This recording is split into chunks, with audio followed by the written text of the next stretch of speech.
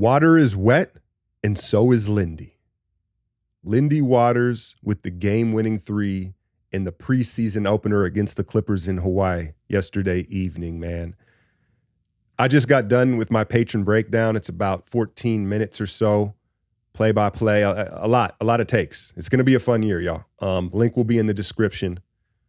But yeah, man, you know, I in my outro to the breakdown, I said, like, I don't know if I've ever seen a guy win a roster spot in a half of preseason basketball, but it certainly feels like that's what Lindy Waters did yesterday, right? 5 threes, obviously the game winner. And, you know, you watch sports long enough and you understand that the clutch gene is very real. It's a very real thing.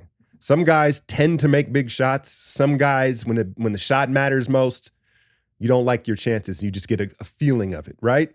And you can talk about, oh, it's a preseason game. No. That was a clutch pressure shot for Lindy Waters because, again, he's fighting for a roster spot.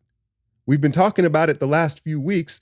Lindy and Guy are on non-guaranteed contracts. We've already seen shufflings with the two ways, right? The Warriors, if they like Kevin Knox more, or if someone becomes available, like, it's not guaranteed. So he's fighting for a roster spot to take and make that shot. And it was a tough one. It was on the move. It was from deep. And when you look at his mechanics, there's no wasted motion. He's super efficient. You saw a couple of like pump fake relocate threes from him, right? He can clearly shoot it on the move. But a lot of times when guys do a relocate, there's a big pump and then a long step. It works for some guys, right? But it's harder to replicate with the more motion in it. And there's just no wasted motion in his shot. It's a thing of beauty, right? And so, correct me if I'm wrong, but is it possible now that it's just Knox and Guy, right, for that spot? If Lindy, it seems like it's solidified. But what I wanted to talk more about was, let's talk about Daquan Plowden some more. No, but watching Lindy Waters yesterday, I think makes it more clear on the decision on Daquan Plowden. Someone had brought up to me previously, like, hey, Alk, maybe they just want to give Moody that opportunity, so they moved on from Plowden. I was like, yeah, you're right. Moody certainly deserves that, right? But then you see Lindy as well, and you start to realize, where was Daquan going to get the opportunity, right? And so when they look at Reese Beekman, I think what they see is a potential point of attack on-ball defender, particularly on point guards. And so it's like one night you're dealing with a hot De'Aaron Fox or Ja Morant. Can Beekman come in for 4 or 5 minutes, take a couple fouls, pick up ball pressure, and just make them work? And when you look at the window that the Warriors are operating in, it makes sense, right? If this window wasn't so tight for Steph, then I would make the argument, I don't care if Plowden doesn't play, you keep the talent, it just potentially moving forward. But since they're operating in such a small window, Beekman makes more sense in specific situations. Now, Kuminga had a modest evening, didn't play heavy minutes, but what stuck out to me was the 7 rebounds, and particularly how he got them. They were different than the rebounds that we've seen from Kuminga in the past, where it's like he happened to be in the location and he just rises up with that verticality and snatches the rebound. They were hustle rebounds, back tap rebounds. And that's what excited me most about Kuminga yesterday, was him using his athleticism for 50-50 balls and hustle plays, because that's so untapped for him. He has all this nuclear athleticism. You don't just have to use it to try to score, right? There's all these different areas in between that where that athleticism can shine, and I love to see him start to do that. I was thinking, like, how many free throws a game should we expect from Kuminga? Let's assume he's playing between 25 and 30 minutes a game. I think 6 is a good number, right? You don't want to see him settling too much for that jumper. But 6, I think, is fair, because you assume, okay, he's not going to get some calls. There'll be nights where you're not getting the whistle. But 6, I think, would be a good number for Kuminga. The negative is the angles defensively are still there. And again, in my breakdown, I point out specific plays, but it's a very hard thing to teach. It's one of those feel for the game things. Guys either attack. It's the irony with Kuminga is he's good at attacking angles offensively, but defensively he just takes horrible angles, particularly on closeouts, right? His boy Moody, though. Moody looks good. I think we were all waiting for this. He looked really good. Starting to use that length to poke the ball free. He always hustled hard and was physical, right? He had maybe the most impressive thing from Moody was Chris Dunn, who is a lockdown perimeter defender. He's there, takes him on the baseline, short corner, step back, knocks him off, jumper. He was efficient. And he's, listen, I guess the next thing to talk about is DeAnthony Melton, right? And how smooth his game is. It's weird how you watch guys so much closer when they are on your team. Because it's like, I've seen DeAnthony Melton since he's come into the league. I remember him at USC, right? But I didn't realize how smooth he is of a player, right? He's just smooth. And that archetype usually doesn't go hand in hand when you're talking about a ball hawk and a defender as well.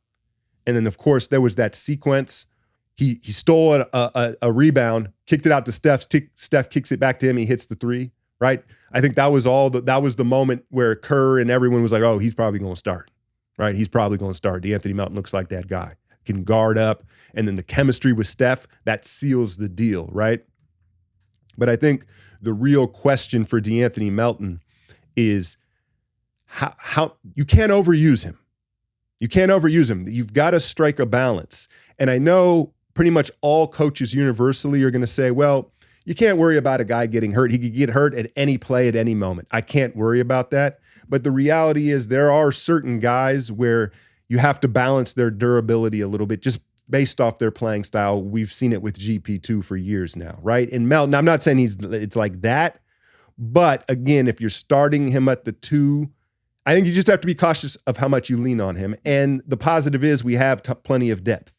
It looks like we're going to have even more depth at the guard wing position than we anticipated with Lindy, right? And so, yeah, Melton looks like that dude. Moody may have something to say about that starting spot at some point, right? And it could be some sort of platoon situation. We know how Kerr gets down, right? What else?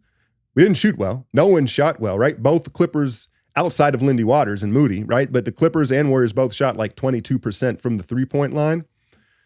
I can't stress to you enough of watching this just at the grassroots level. And we don't take into account how much a weird environment affects shooting for basketball players. Now, granted, Hawaii, it's not like you're in France, but it's not a normal place for them to be playing basketball. It's not a gym they play in often, right? That stuff matters for shooters. Plus, it's preseason, right? So guys are still trying to find a rhythm. But I almost feel like it's better for Steph to be cold almost all preseason. What was he, like 2 of 8? Because then inevitably he'll be hot when it matters, right? So I'm not really worried about the shooting. You saw a lot of active hands from them defensively, and that's an advantage that this Warriors team is going to have to take advantage of, being a smaller team. Right? Being a smaller team, poke the ball, use quick hands, get out in transition. And then the other thing, I guess, Quentin Post made his debut, and that wasn't great.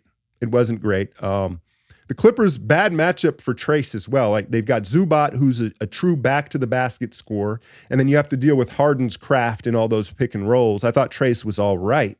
But Quentin, there were a couple sequences where he was matched up against a power forward, to be fair, like a stretch 4, so that's not ideal. But there were some sequences defensively, like laterally, where it was like, dude, I don't know if he can be on the floor, right? But he's dealing with some nerves, and I'm curious to see how he looks the rest of the preseason.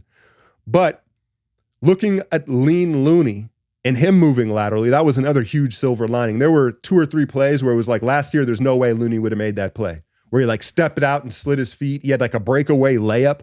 Shot a midi, right? So when you look at Lean Looney and the fact that if he can get back to occasionally switching out on the perimeter and containing, remember that was his calling card. That was Looney's calling card when he first cracked the rotation. It was like Looney can switch. He used to do it on Harden sometimes in the playoffs, right? So if Looney could get back to that now that he's such in shape, I'd like to see Trace get the opportunity to switch sometimes, right? And then Kyle Anderson does. You're talking about potentially 3 guys that are going to play the center position that can switch. And so that could really help things defensively, I think, in today's league. But yeah, just one game. But again, as fun as it could be, again, please consider checking the Patreon and supporting me there. You'll get the breakdowns first of all. I always do that before I hop on here, right? And it's much more thorough. It's over highlights, graphics, so I can give you visuals of what I'm talking about in that moment, as well as just clowning stuff, right? But yeah, I'm about to hop off here and check out this Niners game. I'm out, y'all.